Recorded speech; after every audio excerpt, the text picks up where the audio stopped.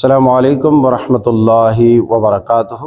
تقبل اللہ منا ومنکم صالح الاعمال۔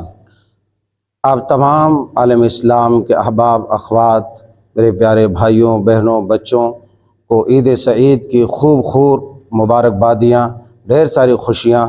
اللہ تعالیٰ سے ہم دعا کرتے ہیں کہ پروردگار عالم اس عید سعید کو تمام امت کے لیے اتحاد، اتفاق، یکجہتی، محبت، ہمدردی، رواداری کا ذریعہ اور باعث بنائے۔